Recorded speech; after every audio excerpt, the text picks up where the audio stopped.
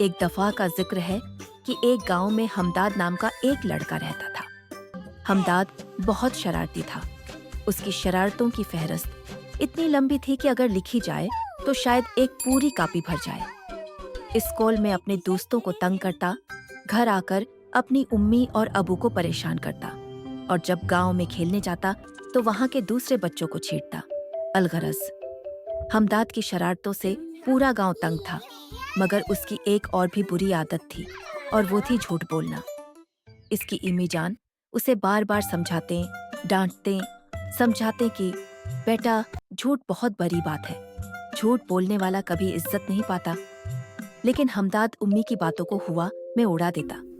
اس کے دل پر ڈنڈا پڑتا تھا، مگر شرارتیں نہیں چھوڑتی تھی۔ گاؤں سے تھوڑے فاصلے پر ایک مٹی کا ٹیلا تھا۔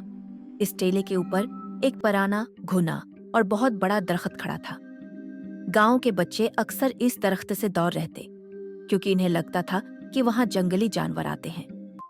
ایک دن ہمداد کے دماغ میں پھر شرارت کا کیڑا کلبل آیا۔ وہ بھاگتا ہوا ٹیلے پر چڑھ گیا اور درخت کے پیچھے چھپ کر زور زور سے چلانے لگا۔ بچاؤ، بچاؤ، شیر آ گیا، مجھے بچاؤ۔ اس کی آواز کھیتوں تک پہنچی جہاں لوگ کام کر رہے تھے۔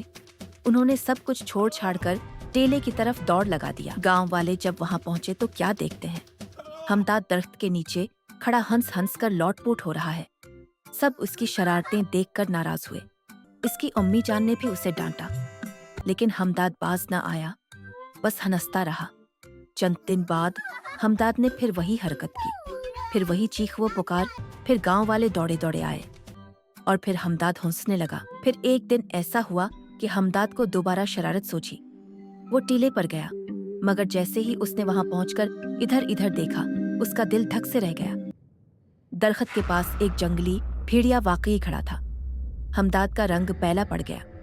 وہ فوراً بھاگ کر درخت پر چڑھ گیا اور چیخنے لگا، بچاؤ، بچاؤ، بھیڑیا آ گیا، مجھے بچاؤ۔ مگر جب ہمداد کی چیخیں رونے میں بدل گئی اور اس کی امی نے اس کی سچی خوف بھری آواز پہچانی، تو وہ فوراً گاؤں والوں کے ساتھ ٹیلے کی طرف بھاگی۔ سب کو آتا دیکھ کر بھیڑیا بھاگ گیا۔ گاؤں والوں نے ہمداد کو درخت سے اتارا۔ ہمداد کانپ رہا تھا، اس کی آنکھوں میں آنسو تھے۔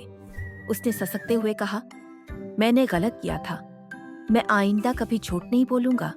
امی جان، مجھے معاف کر دیں۔